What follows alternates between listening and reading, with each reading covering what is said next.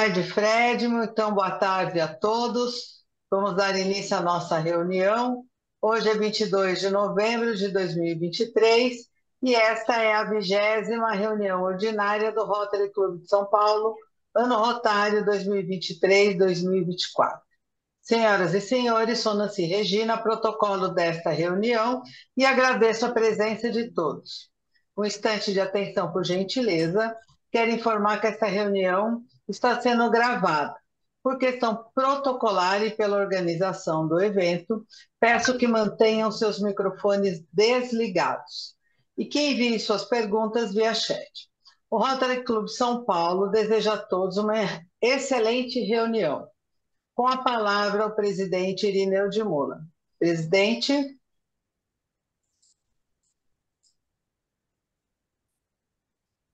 Boa tarde a todos, bem-vindos. Alguns eu cumprimentei antes e alguns eu perdi. Então, faço agora um cumprimento geral.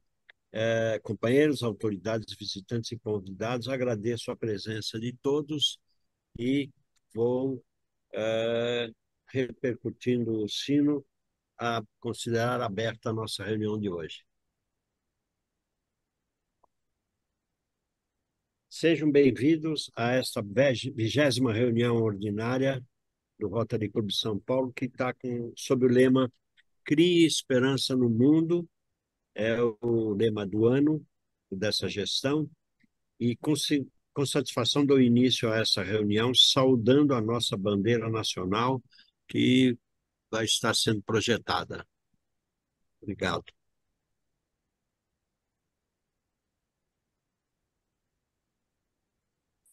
Obrigado pela saudação à bandeira. E vamos falar agora sobre a prova quádrupla, que também serve de base sempre para as nossas reuniões. A prova quádrupla é do que nós pensamos, dizemos ou fazemos. E ela é dividida: um é a verdade, se é justo para todos os interessados, se criará boa vontade e melhores amizades, e se será benéfico para todos os interessados. Muito obrigado pela prova quádrupla aí demonstrada, e vou agora dar alguns avisos que vão dar nossa continuidade na ordem do dia. Eu gostaria de avisar a todos que estão presentes nesta reunião que as inscrições para o centenário já estão abertas, e pedindo que façam suas inscrições através do nosso site Centenário do Rotary Clube de São Paulo, e compartilhe com seus familiares e amigos, e contamos com a presença e participação dos companheiros de Rotary. As inscrições devem ser já iniciadas, porque estamos até atrasados um pouco, e eu diria que, como manifestado anteriormente, a Isabelle e a Samara, nossas secretárias, estão à disposição dos companheiros e companheiras para o caso de terem necessidade de algum esclarecimento, ou não para fazer a inscrição, mas para ajudar em algum ponto da inscrição que possa estar sendo comprometido ou com alguma dificuldade de interpretação. Elas estão à disposição para dar os esclarecimentos, e, se for alguma coisa mais particularmente especial, a empresa que está contratada por nós e cuidando do site, ela teria também pessoal dedicado a eliminar quaisquer dúvidas que, porventura, venhamos a ter. O mês de novembro é o mês da Fundação Rotária, e o governador Paulo Eduardo Fonseca está com a campanha de doar $10 para a fundação. Acesse o site do meu Rotary e faça essa doação. Eu vou projetar, está aí projetado o pedido do companheiro Paulo Fonseca de contribuirmos com $10. É quase uma contribuição formal, mas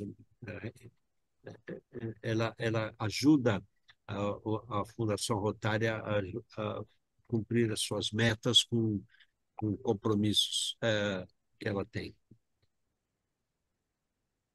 Também queria falar sobre a Caminhada Solidária pela Paz. Ela está de volta e ocorrerá dia 26 de novembro. O evento irá acontecer em diversos locais, como o Parque Vila Lobos, a Avenida Paulista, e entre outros. Entre em contato com a secretaria para saber como se inscrever, e aqui também está projetado o post da Caminhada pela Paz. Estamos vendendo a camiseta por R$ 60 e uma coleira, ou separadamente, a coleira PET por R$ 70. Quem quiser levar o cachorro e ficar caracterizado com a Caminhada Solidária pela Paz, pode usar essa coleira. O valor da caminhada em Alphaville será de 130, mas com café da manhã e almoço incluso. Seus passos podem transformar vidas e ajudar na construção de um mundo melhor. Junte-se a nós. O evento beneficente é em prol da Fundação Rotária. De novo, as inscrições via e-mail da Extranet.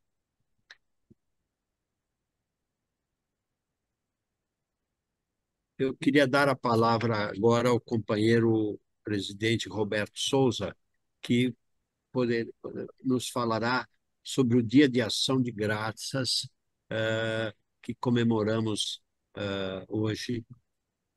E eu poderia pedir ao Roberto que, por favor, assuma a palavra agora. O seu vozeirão particularmente. Muito obrigado pela oportunidade, presidente Irineu de Mola. Muito boa tarde a todos e a todas.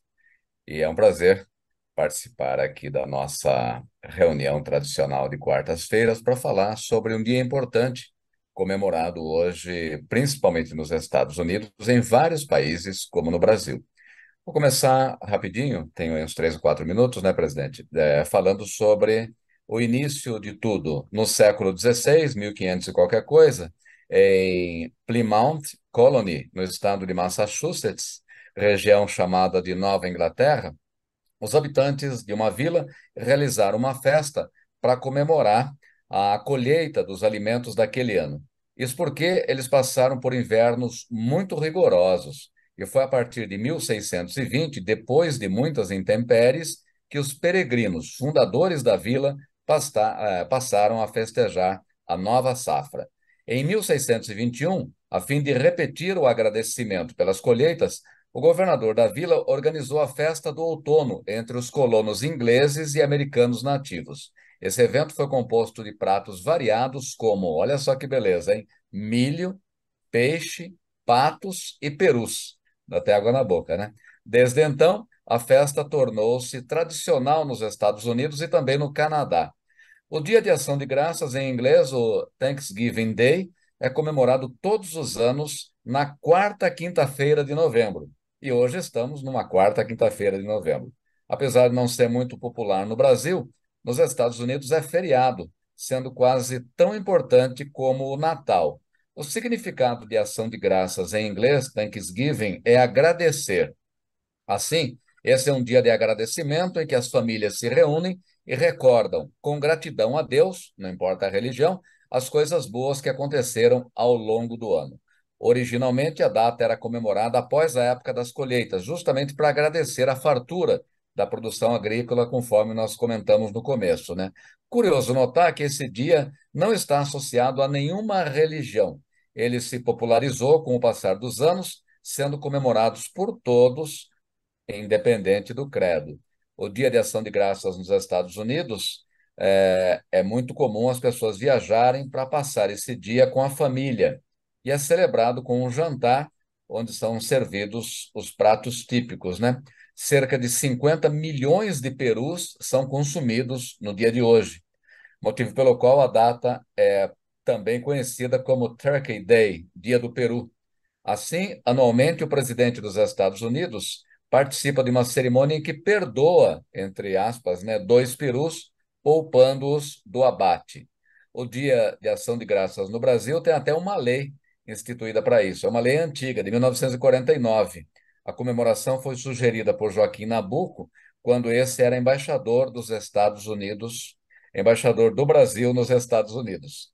Eu dei uma olhada hoje pela manhã na internet e observei que vários clubes nos Estados Unidos, no Canadá e também aqui em algumas regiões do Brasil aproveitam a data de hoje para fazer alguma ação junto às instituições ou famílias carentes, da mesma forma como ocorre às vésperas do Natal, né? Então é uma boa ideia para que a gente possa usar o Dia de Ação de Graças também para fazer uma boa ação de graças. É isso aí, presidente. Muito obrigado.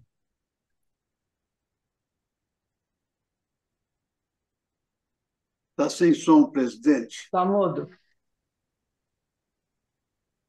Continue. me desculpe. Muito obrigado, presidente Roberto. Foi ótima a sua explanação e muito interessante. Algumas coisas a gente sabia, outras não, eu pelo menos. Então, eu fiquei muito curioso e aprendi mais um pouco. Muito obrigado de novo, Roberto. Eu não sei se o Piragini está conosco e ele tem sempre um espaço para falar sobre o DQA, mas se ele não estiver, nós vamos seguir em frente. E é porque ele tinha uma reunião fora aqui do nosso do Não clube, está, presidente.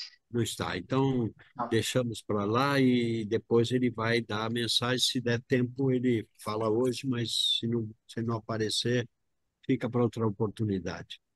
Ele tem sempre os seus 2 minutos para entusiasticamente falar do DQA, dos seus sucessos, dos seus trabalhos.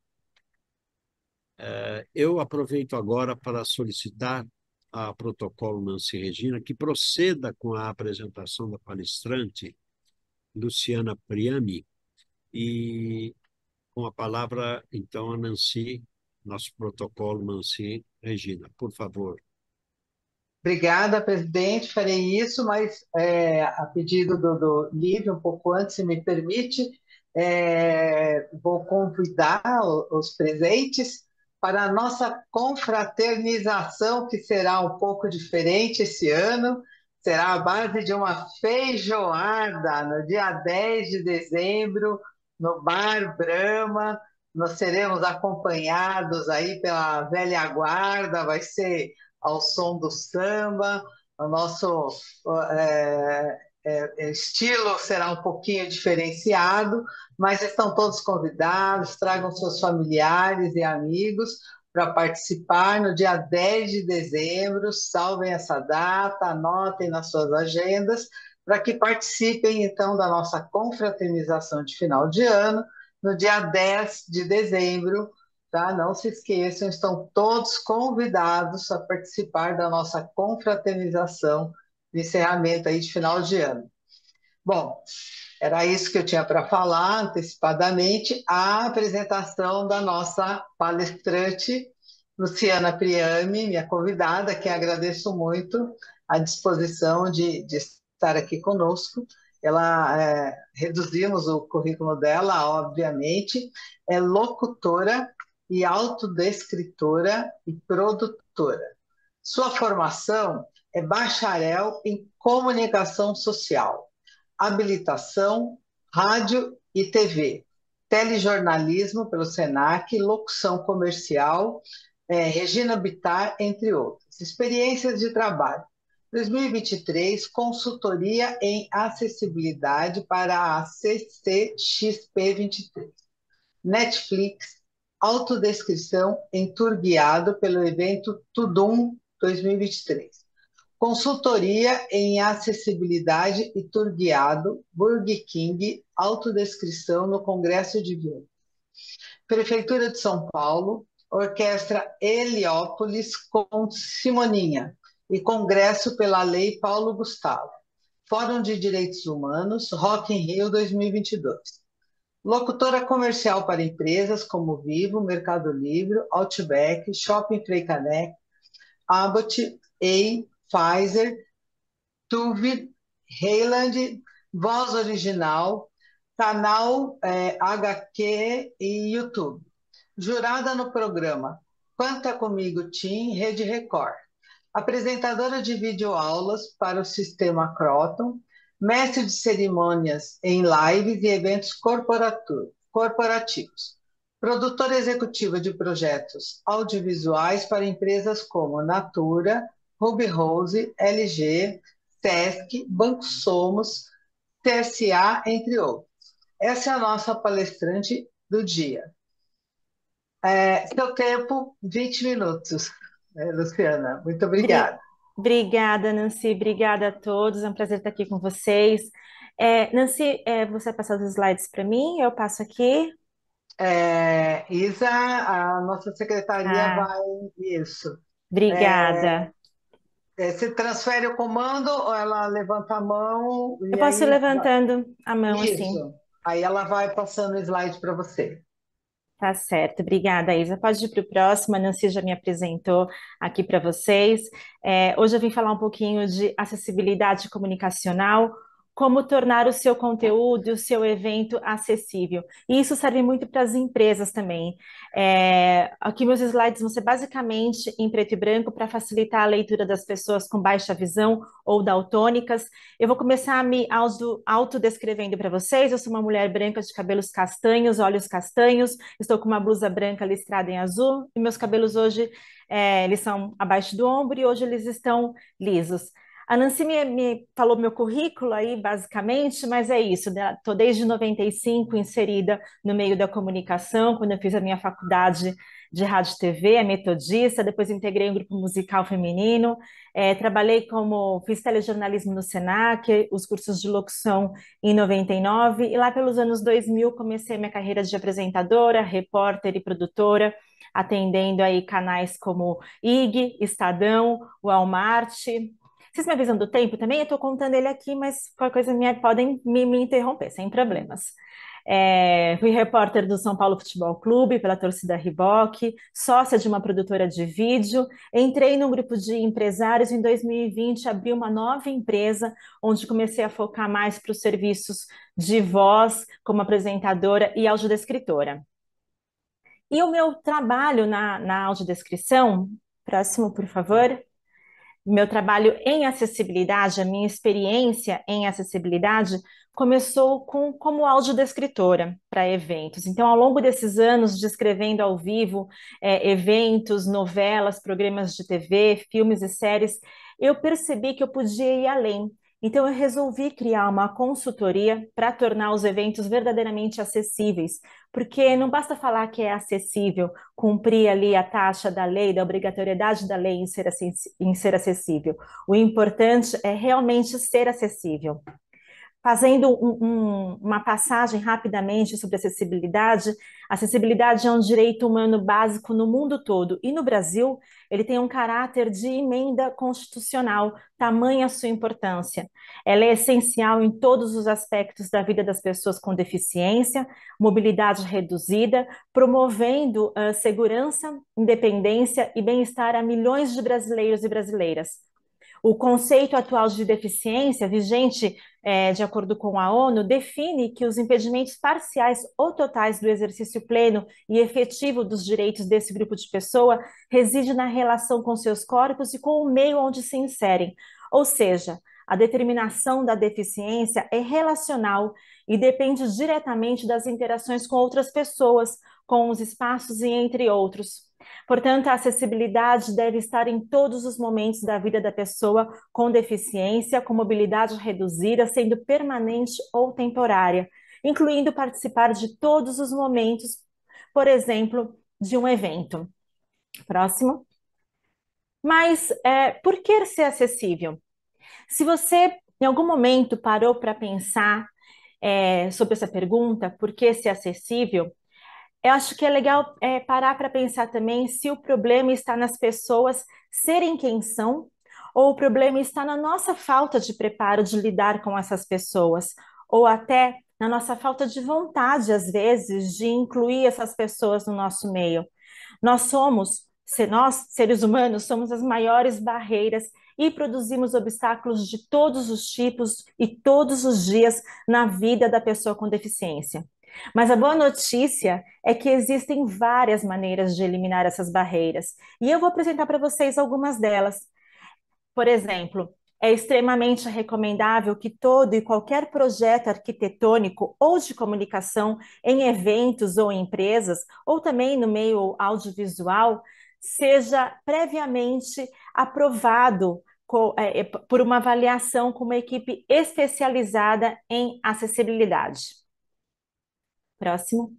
No audiovisual, por exemplo, as libras e as legendas devem ser uma linguagem mais comum para vocês, porque está presente em todos os filmes, nós temos legendas, seja ele para incluir as pessoas em outro idioma, ou as libras, onde a gente vê até em comerciais de TV.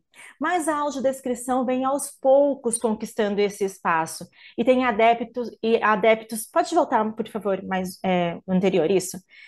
Isso tem adeptos em eventos culturais, em espetáculos teatrais, exposições, programas de TV, filmes e séries.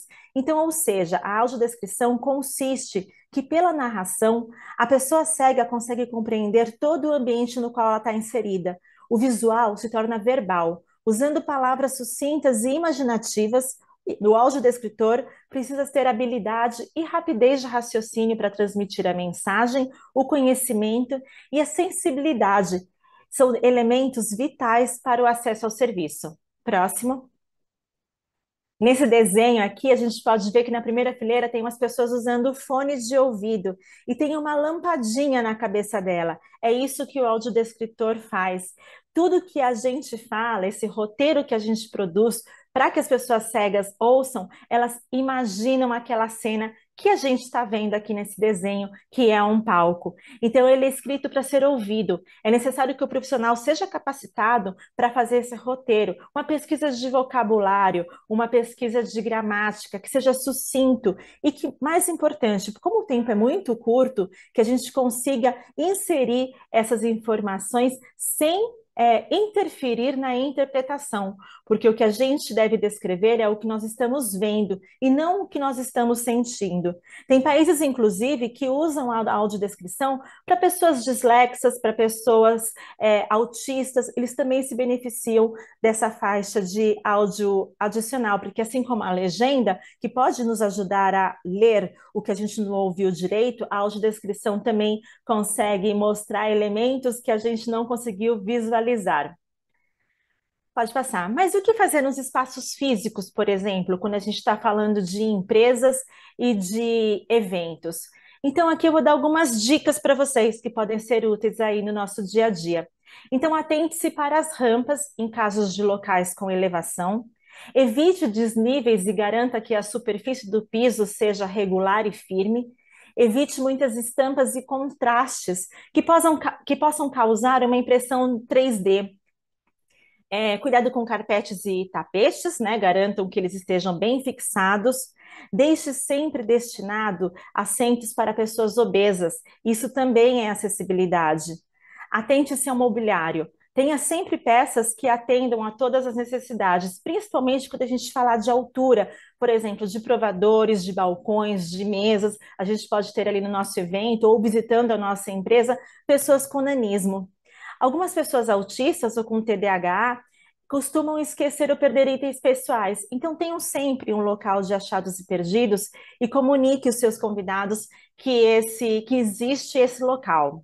Próximo. Quando falamos de materiais de comunicação ou ativações de marca no seu evento, opte sempre por usar um português simples. Evite algumas linguagens escritas e orais em outros idiomas. Falar a língua nativa do local também é acessibilidade. Recomendamos que a comunicação aconteça com o uso mínimo de 2 sentidos, o visual ou o tátil, ou o visual e o sonoro.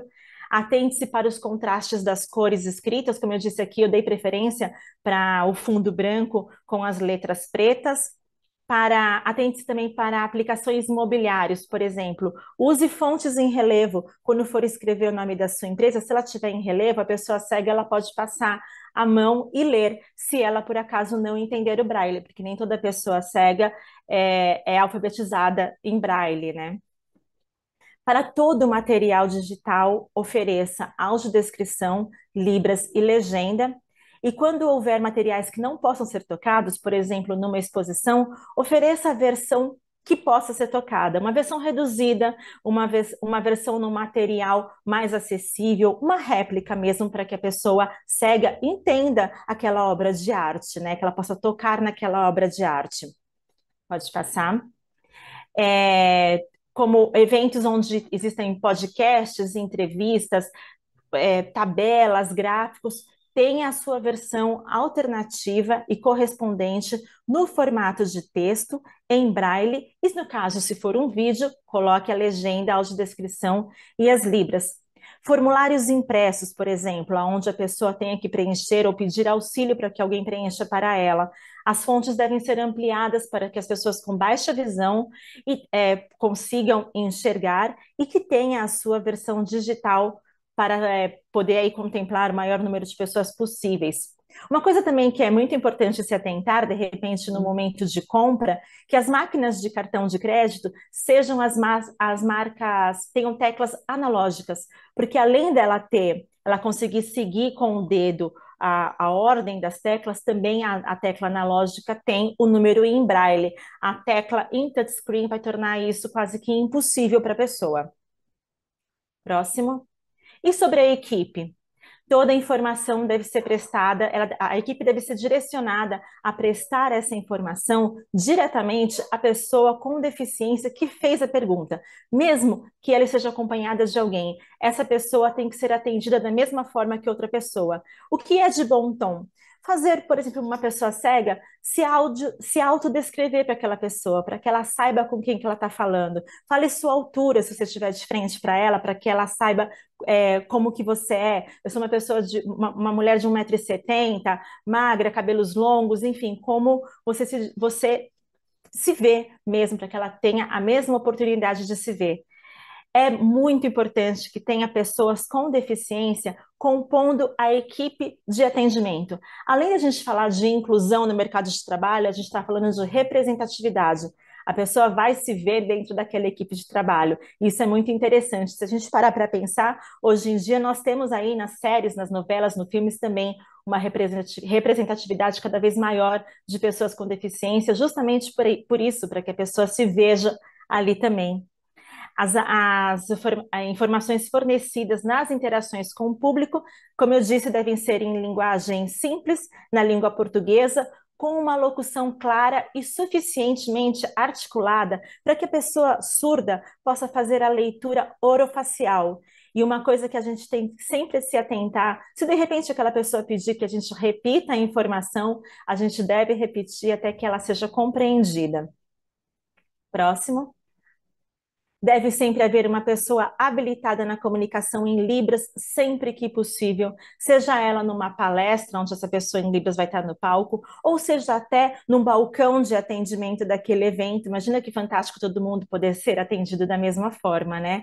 E todo atendimento direto ao público deve ser prestado por uma equipe que tenha recebido um treinamento quanto ao atender a pessoa com deficiência. Pode passar, por favor. Porque, segundo as pessoas com deficiência, deficiência é não nos enxergar como pessoas e nem como clientes. A gente já parou para pensar, por exemplo, que uma ferramenta de acessibilidade pode ser uma poderosa ferramenta de marketing? A deficiência é uma característica e não uma doença. As pessoas com deficiência, elas compram, elas querem comprar, elas querem gastar. São 45 milhões de pessoas com deficiência no Brasil. 1 milhão de pessoas com deficiência a mais do que pessoas negras no mundo. E se ainda tem alguma dúvida do porquê ser acessível, eu queria falar para vocês que ser acessível é dar acesso, é feito por afeto. E afeto é verbo. Afeto é a responsabilidade de afetar o outro e afetar-se a si mesmo. Eu não quis aqui dar um treinamento, pode voltar mais um, por favor? Um treinamento para vocês sobre tudo que é possível fazer. Eu quis mostrar para vocês que é possível fazer. E como o tema mesmo desse ano de vocês é criar esperança no mundo, a acessibilidade, vocês podem ter certeza que cria a esperança no mundo. E por exemplo, a gente num evento não sei como fazer, há maneiras de se fazer, sim, muitas maneiras de se fazer. Começando como eu fiz agora, para um evento que vai ter sobre séries, filmes, videogames, eu acabei de fazer com a minha equipe, né, um capítulo de acessibilidade no Manual do Expositor. Então, todos os expositores sabem das suas obrigatoriedades com relação a tamanho de estande, aquilo que eu falei para vocês, né? Sobre treinar a sua equipe, sobre ter um espaço para receber todas as pessoas em qualquer momento. Depois nós vamos treinar essa equipe também, eu treinar essa equipe e pode passar, por favor, e fazer uma breve avaliação de como foi feito esse treinamento, do que foi absorvido nesse treinamento.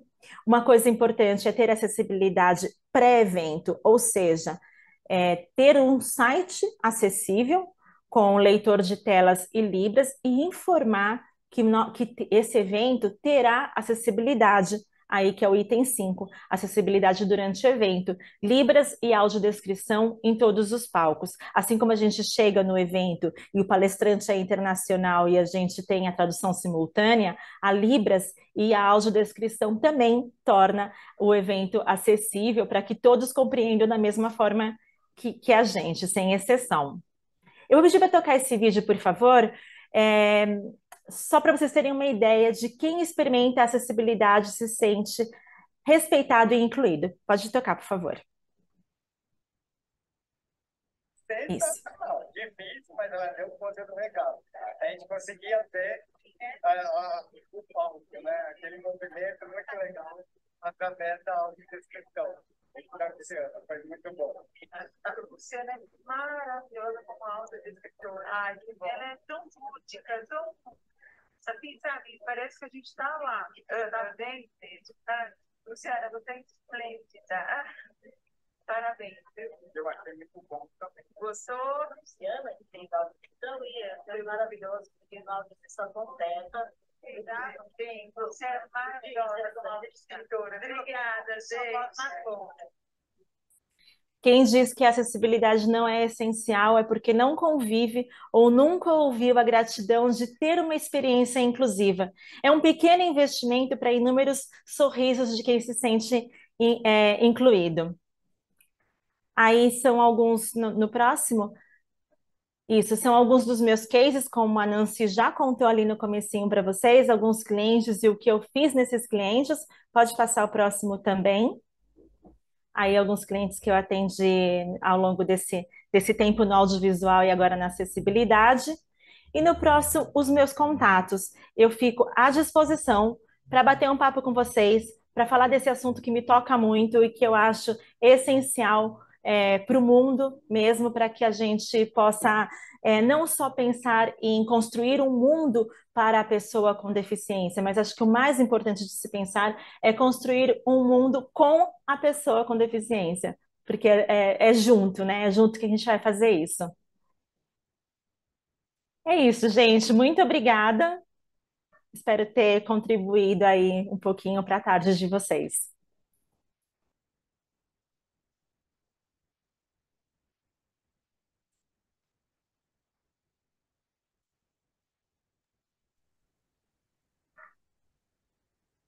Eu acho que tá Mudo, presidente. Tem que abrir o microfone. Agora sim. Pronto. Obrigado, Luciana.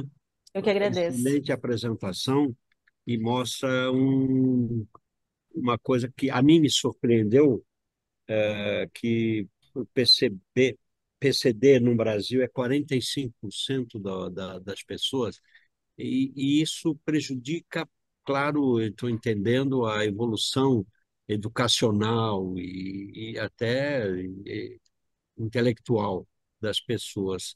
O que a Luciana tem que poderia me ampliar essa menção?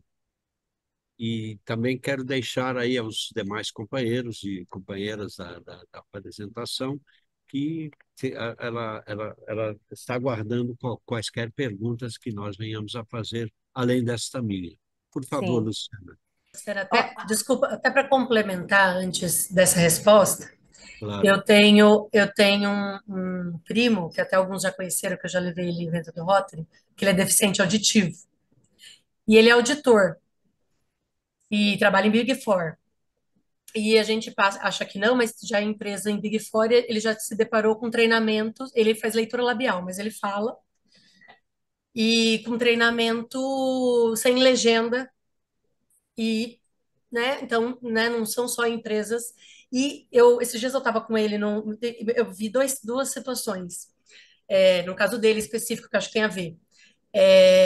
Ele teve quase foi proibido de estudar em escola normal, porque diziam que o problema dele de deficiência era tido como um problema intelectual. E não, ele era uma deficiência auditiva. Então, minha mãe teve que brigar muito para ele estudar, tá? E por isso ele conseguiu se desenvolver. Isso foi uma situação. A outra, essa semana a gente acabou trabalhando em home junto, um tempinho no feriado, e aí eu vi que ele foi tanto auditor de rua como trabalhou interno. E ele estava com um cliente auditando, e aí ele foi fazer um Teams, ele só faz leitura labial, tá? Ele fez o implante coclear, então ele perde 100% da audição. E ele tem que ler lábios. Então eu vi que o pessoal entrou na vídeo dele e com a câmera desligada. E aí ele pediu, e aí você percebe que eu estava lá, eu vi um pouco. E aí você percebe que as pessoas também eles julgam, existe um pré-julgamento na capacidade da pessoa profissional na questão é, é, da deficiência.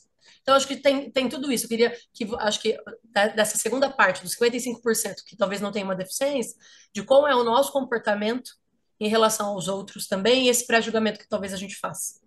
Exatamente, Thalita, eu ia responder o presidente justamente com isso. Eu acho que o primeiro passo é nós nos instruirmos, nós aprendermos. Por isso que eu falei no começo, eu não vim aqui para dar um treinamento para vocês. Eu vim mostrar possibilidades. São diversas e são fáceis. A gente começando a ter um respeito pela pessoa com deficiência e nos autodescrever para a pessoa, para que ela saiba com quem está falando, a falar de maneira, obviamente quando a gente sabe, né, porque a gente tem deficiências que são invisíveis, como por exemplo uma pessoa surda é uma deficiência invisível, mas se a gente perceber ou for comunicado a nós que existem pessoas na sala, num Zoom ou presencial, falar com mais articulação, falar com mais cadência e repetir quantas vezes for necessário para que a pessoa tenha entendimento. Porque o que acontece é que as pessoas com deficiência, elas se sentem sempre incomodando. Elas não se sentem no local delas confortáveis, né? Porque alguém sempre tem que ler um slide para ela, alguém sempre tem que ler um cardápio para ela, tem que pegar, auxiliar, sentar. Sabe uma coisa que uma vez me falaram? Vocês já foram com algum cadeirante no cinema? Alguém aqui já foi com algum cadeirante no cinema? Alguém aqui já reparou que o espaço para o cadeirante é só a primeira fileira?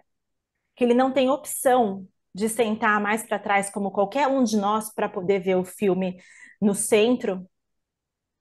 Então, são coisas assim que eu acho que é um longo caminho, mas o que me dá esperança no mundo é que a gente está no caminho certo. Tem muita coisa sendo feita e muita coisa para ser feita ainda. Tinha uma pergunta aqui no chat sobre as leis.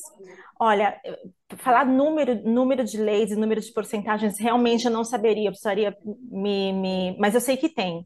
Tanto para a contratação de pessoas com deficiência, existem vagas exclusivas para elas, e também sei que no entretenimento, no audiovisual, existe uma grande porcentagem da obrigatoriedade de ter legenda e audiodescrição nas obras audiovisuais de TV aberta e dos streamings também, né, dos canais por assinatura.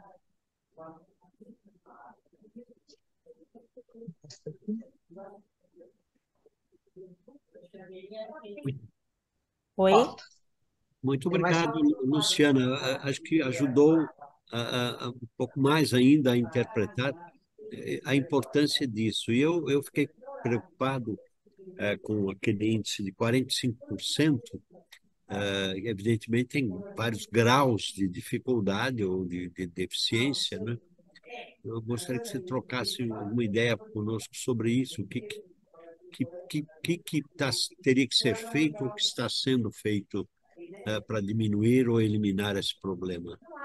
Na verdade, o que está sendo feito são as leis que estão mais inclusivas mesmo, e a possibilidade da gente ter o conhecimento de como incluir essas pessoas. São 45 milhões, não é porcentagem, 45 milhões de pessoas com deficiência no Brasil. E desde deficiências leves, por exemplo, uma surdez moderada, uma baixa visão, uma pessoa com deficiência motora ou intelectual. Então, todas as deficiências.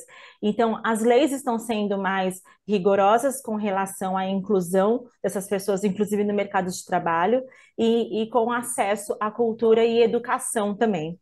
Hoje em dia, por exemplo, é possível uma pessoa cega levar com ela um leitor no vestibular, por exemplo. Ela pode levar junto um leitor para que leia a prova para ela. Eu acho que é uma... Por favor, doutora Arruda, né? Levanta a mão. Eu queria, Luciana, lembrar um fato interessante que aconteceu comigo há um tempo atrás. Eu adquiri um terreno da família Silvio de Campos e eu conversava por telefone com o Silvio de Campos. E eu não sabia que ele era completamente surdo. E ele falava normalmente ao telefone. Então, complementando aquilo que disse a Thalita, ele tinha na sala dele, ele tinha sempre um auxiliar ao lado que repetia o que o outro estava falando labialmente. Ele tinha uma leitura labial perfeita. Então, por telefone ele conversava, você não imaginava falando com um surdo pelo telefone, completamente surdo. Bom, voltando na máquina do tempo, eu passei a ter dificuldade de audição. E eu, nas minhas reuniões familiares, e eu tenho 2 filhos que são advogados também, um filho e uma filha. E eu tenho dificuldade de participar dos diálogos porque os 2 são acelerados. Conversando com a minha orientadora auditiva, ela me deu a dica: eu vou ser chato. Então, eu vou fazer o seguinte: todas as vezes que eles falaram alguma coisa que eu não entendi, fale pausadamente. Exatamente, não tem problema nenhum. Não Eu tem tenho, problema nenhum. eu tenho dificuldade, tá, de aceitar, porque fiz curso de audição e meus filhos não fizeram. Então, eles são acelerados. Eu não vou recomendar para eles fazer curso de audição porque eu vou ser chato, mas eu vou recomendar e insistir, seguindo a minha orientadora auditiva, eles falarem pausadamente. E essa recomendação a gente pode passar para os nossos funcionários, para quem trabalha com a gente, para quem atende o público, porque a gente não sabe qual é a dificuldade do outro, né? Daí entra empatia, entra tanta coisa, é um assunto tão complexo, né? E tão longo que a gente pode se estender aqui por horas falando. Continuando, Simone, eu participo de reuniões e eu agora vou ser chato com a Nancy Regina, porque eu não tenho mais de participar, a dificuldade de participar ao ouvir o palestrante. Então, eu descrevi como é que é a sala de reunião do Rotary. Você conhece? É um auditório. Então, a mesa da Nancy Regina é próxima à palestrante. Então, eu vou ser chato. Eu vou sentar ao lado da Nancy Regina para poder participar. Então, veja, existem mecanismos que a gente tem que adotar e eu tenho que ser chato, entre aspas, para poder pretender, exigir e esperar que os nossos companheiros tenham paciência com a gente para poder transmitir o que a gente precisa ouvir. Olha, Exatamente. a sua palestra foi excelente, viu? Meus parabéns. Muito obrigada. Mas é isso. Eu acho que não tem problema nenhum a gente pedir para repetir. Eu tenho surdez moderada do lado esquerdo. Assim, eu tenho que olhar direito e esquerdo, porque senão eu me confundo. Do lado esquerdo, eu uso um aparelho, mas assim, eu uso quando eu saio, porque internamente trabalhando, eu trabalho com gravação, então eu estou sempre de fone de ouvido e causa uma interferência no microfone, enfim, e eu saio. E quando a pessoa vem falar numa reunião, vem falar no meu ouvido, eu falo, fala no outro ou fala olhando para mim. Porque senão. E não tem problema, a gente tem que falar. A gente não usa óculos para leitura, é a mesma coisa, não tem problema nenhum. Nenhum.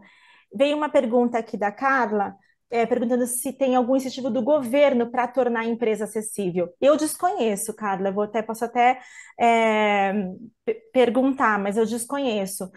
O que tem são o incentivo a ser obrigatório contratar as pessoas, porém, essas empresas também têm que ter a sensibilidade que, a partir do momento que contrata a pessoa, aquela empresa tem que ser acessível para receber aquela pessoa, né? Ter espaços físicos acessíveis também. O Anderson, meu companheiro de audiodescrição, obrigada pela presença, Anderson. Eu acho que existe muito espaço para a voz, aqui é a pergunta dele, né? A gente corre aí paralelamente com a inteligência artificial, mas existe muito espaço para a voz humana, inclusive as pessoas cegas preferem a narração da voz humana do que do robô falando no ouvido dela. Ainda bem. Muito interessante, Luciana, essa sua finalização, explicitando agora essa peculiaridade, né, de preferência. Aqui nós do Rotary, principalmente a nossa Fundação de Rotarianos, ela tem um trabalho muito grande no Centro de Ensino para Surdos. E é gratuito e é dirigido a um pessoal, principalmente jovens, crianças, e que tem problema de surdez, ou aí não sei qual é, se isso tem algum grau, mas ele tem isso, é um trabalho muito grande para que essas pessoas sejam incorporadas ao processo natural de ensino. Então, a leitura do sistema de língua de Libras, que é um dos. Outro é ficar de frente para o apresentador. E isso numa sala de aula, ou coisa assim, com mais gente que não tem esses problemas, é mais complicado.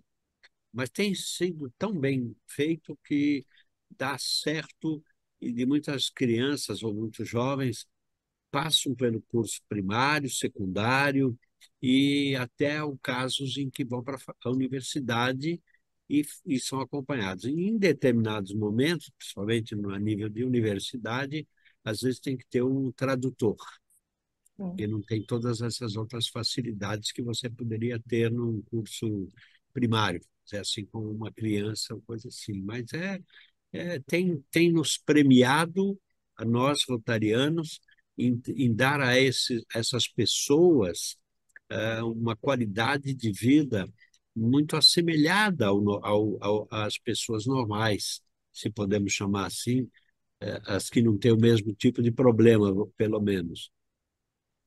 E eu não sei a quantidade, agora é um erro meu, mas talvez quantas entidades como essa existem ou se são poucas no Brasil. Você tem ideia, Luciana? Eu tenho conhecimento da Dorina Novil, que também tem uma parte pública e uma parte privada, que é para pessoas cegas, Sério? que é onde é a minha especialidade, né? Acessibilidade para cegos por conta da audiodescrição, por isso que eu sei, mas eu não saberia, assim, em quantidade mesmo, quantas instituições e quantas instituições, né, no caso, estão voltadas ao ensino. Uma coisa que a Thalita falou que é muito importante é inserir essas pessoas em escolas regulares, Isso é extremamente importante por conta da socialização mesmo e que as pessoas consigam aprender na mesma velocidade que as outras. Basta ter as condições, como o senhor mesmo disse, né, de ter uma pessoa acompanhando aquela pessoa surda, no caso, com as libras na universidade.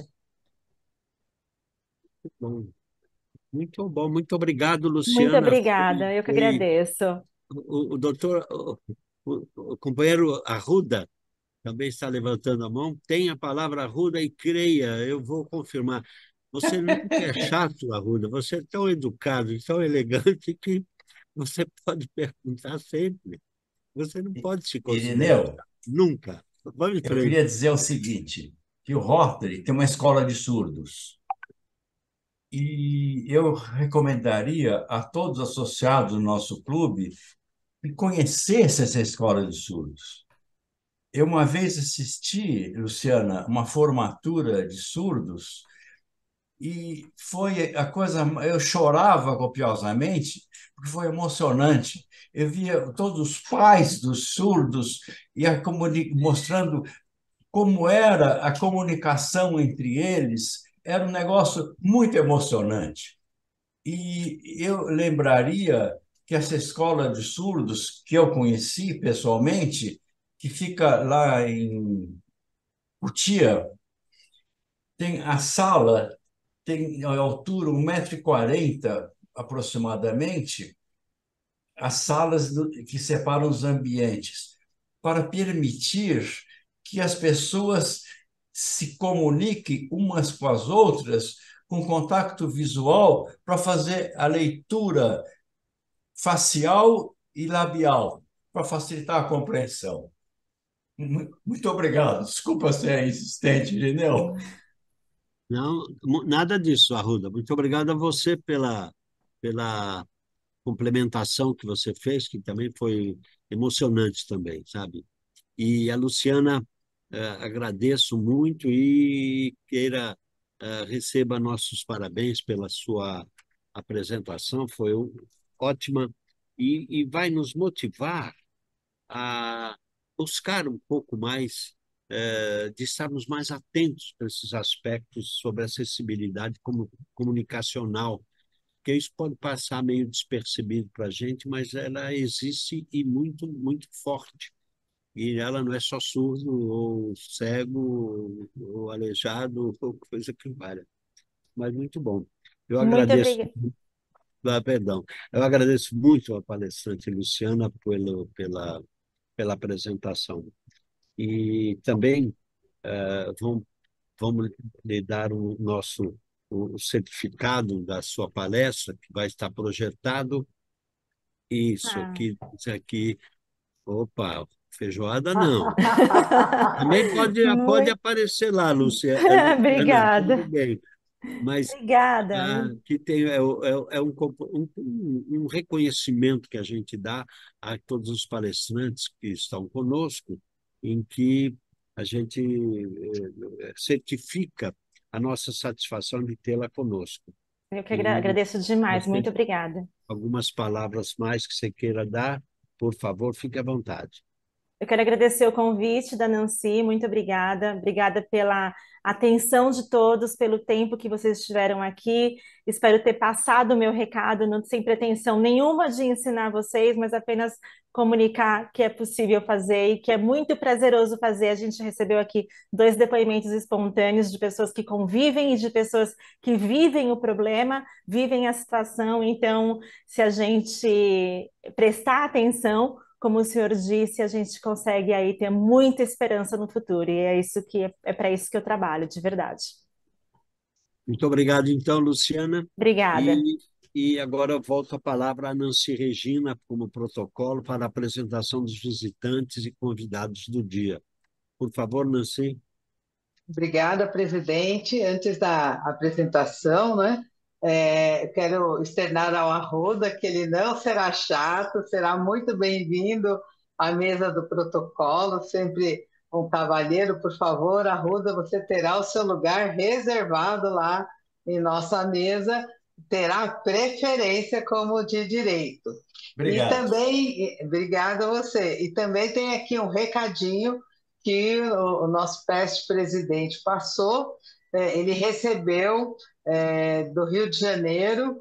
Olá, presidente Irineu. Acabo de receber, por intermédio do companheiro Sérgio de Castro, uma mensagem do presidente eleito de RI, Mário Sérgio, cumprimentando a todos do Rotary Clube São Paulo pelo Dia de Ação de Graças. Mário Sérgio e Sérgio de Castro estão neste momento no Rotary Clube Rio de Janeiro, em reunião que acontece no mesmo horário da nossa. Portanto, não puderam comparecer em nossa reunião para nos prestigiar. Esse foi o recado que nós recebemos, presidente. Muito obrigado, Nancy. Foi excelente a tua intervenção e esse posicionamento dos companheiros que você citou. É Obrigada. muito importante. Estamos falando simplesmente do futuro presidente do Rotary Internacional daqui 2 gestões para frente.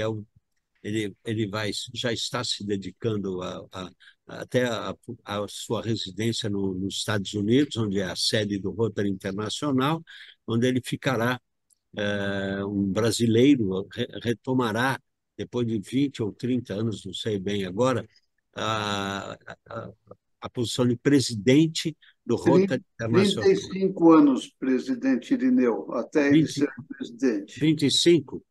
35. 35 anos depois do Paulo Viriato? Exatamente. Paulo Viriato foi em 1990, 91. Ele Puxa será vida. 2025, 26.